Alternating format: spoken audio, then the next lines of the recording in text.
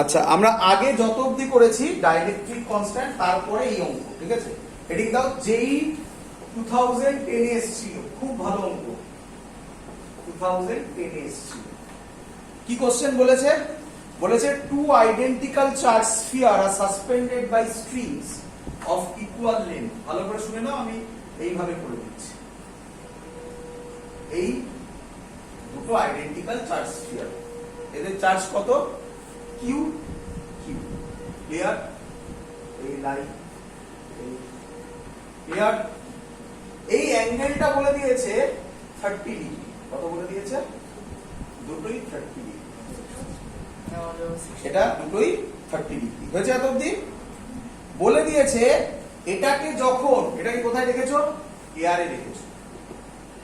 when it is suspended in a liquid, কোথায় এবার ডোবানো হয়েছে? লিকুইডে। পাশে আসছে লিকুইডে। মজাদার ব্যাপার, কোনো কিছু চেঞ্জ ওভার হয়নি। লিকুইডে যখন রেখেছো কোনো কিছু চেঞ্জ ওভার হয়নি, মানে অ্যাঙ্গেল সেমই আছে। ক্লিয়ার? আচ্ছা, বলে দেওয়া আছে ডেনসিটি অফ লিকুইড, এখানে লিখছি density of liquid 0.8 gram per CC. Density of sphere, ওই যে বলগুলো আছে, এই যে ববগুলো বলে, এটাকে বলা হচ্ছে ডেনসিটি অফ স্ফিয়ার। কত দেওয়া আছে? 1.6 gram per CC. 1.6 gram per CC.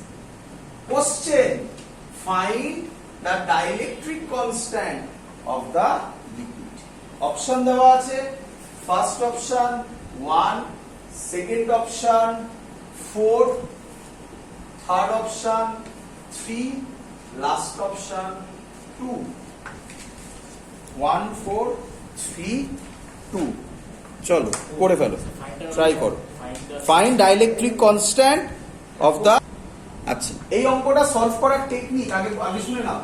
এই টাইপের অঙ্ক যখনই মাথায় রাখবে, যখনই কোনো লিকুইডে দেবে, তার ডাইলেকট্রিক কনস্ট্যান্টের ফর্মুলা হবে, লিখে রাখো, রো স্ফিয়ার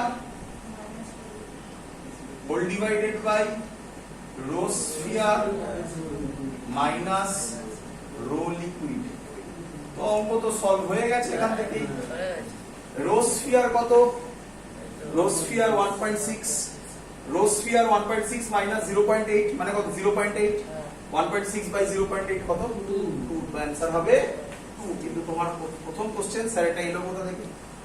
তাই তো নাকি? চলো আমরা এটা একটু প্রুফ করে নিই, একবার দেখি ভালো করে। আচ্ছা, সবসময় শিখবে, তাকাও এইদিকে। আমি এক কাজ করি, 30 ডিগ্রি না করে থিটা দিয়ে করি, তাহলে জেনারেল হবে নাকি? চলো আমি এটাকে কত নিয়ে নিলাম? থিটা। এটাও কত? থিটা। এটাও কত? থিটা। এটাও কত? থিটা। ডিফারেন্স কি? ডিফারেন্স কি? এটা এটা এয়ারে আছে, এটা লিকুইডে আছে। আচ্ছা, ফ্রি বডি ডায়াগ্রাম যদি করি, দুটোরই সেম চার্জ, এই বরাবর কি কাজ করবে? একটা রিপালসিভ ফোর্স F। আচ্ছা, এই বরাবর কি কাজ করবে? যেহেতু ডেনসিটি দেওয়া আছে, তার মানে এর মাস আছে, তাহলে কত হবে? mg। ক্লিয়ার এত?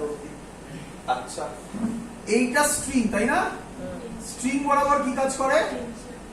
টেনশন। এটা একটা অ্যাঙ্গেলে কাজ করছে, তাহলে একে আমরা কি করি? কম্পোনেন্টে ভাগ করি। এটা যদি থিটা হয়, আমাকে কি বলতে হবে এটাও থিটা? কেন? Alternate angle. এটা থিটা হলে এই বরাবর কত হবে? cos theta. এই বরাবর sin থিটা, তাই তো নাকি? আচ্ছা, এই অবস্থায় এটা কিসে আছে? ইকুইলিব্রিয়াম। তাহলে আমি কি ইকুয়েশন লিখতে পারি? t sin theta is equal to f, t cos theta is equal to mg। তাহলে tan থিটা কত হবে? শুনে রাখো, যখনই এই টাইপের অঙ্ক পাবে না দেখতে, আগে এটা লিখে নেবে, tan theta is equal to 8/mg। আর এগুলো তাড়াতাড়ি করার টেকনিক। এরকম টাইপের অঙ্ক থাকলে তো হবেই এরকম ডিভিশন। মাথায় রাখো, tan theta is equal to 8/mg, quick করার জন্য। ক্লিয়ার এত? আচ্ছা, ভালো কথা। এবার একটু ফিল করো। আচ্ছা লিকুইডে ডুবিয়েছি, তুমি বলো এপসাইলন কি সেম? এপসাইলন বাড়ে না কমে? আচ্ছা এক মিনিট আমাকে আরেকটা কথা বলো। আমি খানিকক্ষণ আগে বলেছি বা আগের দিন মনে হয় বলেছিলাম, এপসাইলনের ভ্যালু কার ক্ষেত্রে মিনিমাম? এআর এর ক্ষেত্রে। তাহলে তোমাকে একটা ফিল ইন দা ব্ল্যাঙ্কস দিল, এপসাইলন এম আর এপসাইলন নট। এম মানে মিডিয়াম, যে কোনো মিডিয়াম। বলো fill in the blanks, greater than, less than, equal to sign বসাতে হবে। বলো কি বসাতে হবে? Very good. তাহলে ভালো করে শোনো, লিকুইডে ডুবিয়েছি, আগে ফিল করাচ্ছি, অঙ্ক অনেক তাড়াতাড়ি হয়ে যায়, আগে ফিল করাচ্ছি। এপসাইলন এম মানে লিকুইড, এখানে এর এপসাইলন বেশি হবে না কম হবে? এটা এআরে বলেছিল। এপসাইলন যদি বাড়ে ফোর্স যদি কমে, এটা কম, তাহলে থিটা কমার কথা না? কমছে না। কেন বলো দেখি কেন? ভাবো তার মানে এবার যদি উল্টে ভাবো, এফ কমছে কিন্তু থিটা কমছে না, অঙ্কে দেওয়া আছে।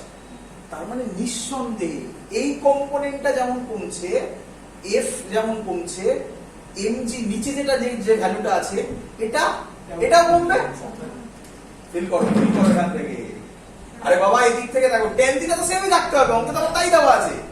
এফ যদি কমে থিটা কমে যাওয়ার কথা, তাহলে থিটা কমে যাচ্ছে, আমাকে থিটাটাকে বাড়াতে হবে। তাহলে নিচের ভ্যালুটাকে কি করলে থিটাটা বাড়বে? নিচের ভ্যালুটা কমলে থিটা বাড়বে। তাহলে নিঃসন্দেহে নিচের ভ্যালুতে কিছু ঘটনা ঘটছে, যার জন্য থিটাটা সেম থাকছে।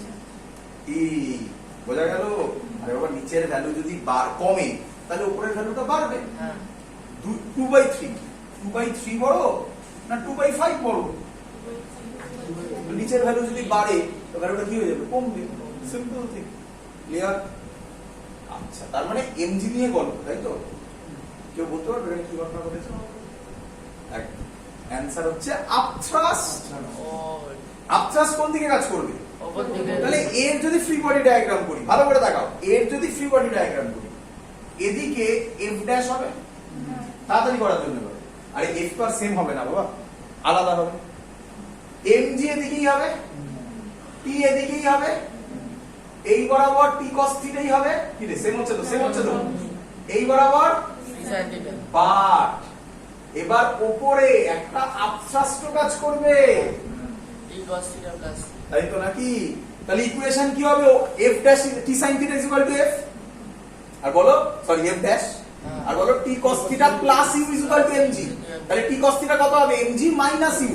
তাহলে এই ফর্মটাই যদি আমি লিখি, তাহলে কি হবে বলো তো? tan θ। এটা সবার বোঝা গেল? না বুঝতে পারলে বলবে, আমি লিখে করব। তাহলে f dash by mg minus u। বলো বুঝলে কি? ব্যাস এইটুকুনি জানলেই অঙ্ক শেষ। এবার তাকাও, তাহলে আমাকে যদি ইউ বার করে দিতে পারি, অঙ্ক শেষ। ইউ মানে কি? আপথ্রাস্ট, তাই তো? আপথ্রাস্ট কি হয় ভালো করে শুনবে, লিখে রাখবে, প্রবলেম হবে।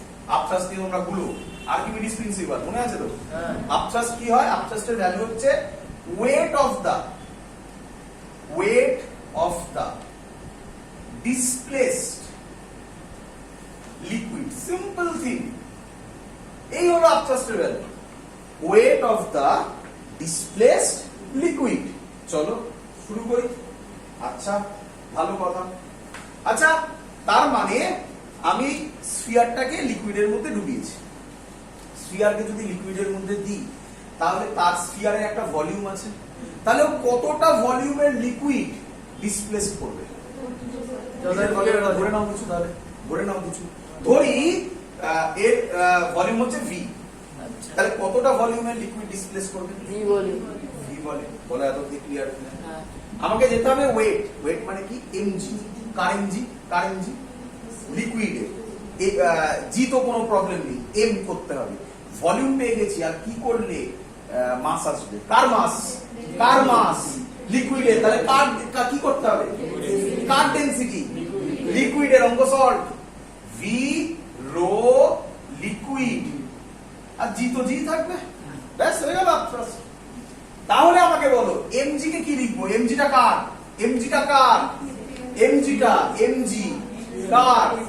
এই জায়গাটাই মেন। হ্যাঁ, কোনটা লিকুইড কোনটা স্ফিয়ার, ছোট্ট টুইস্ট, আর কিছু নেই। এমজি কার স্ফিয়ারে, এমজি জি আবার ভালো লোক, কিচ্ছু হবে না প্রবলেম। এম এম মানে মাস, স্ফিয়ারের ভলিউম কত?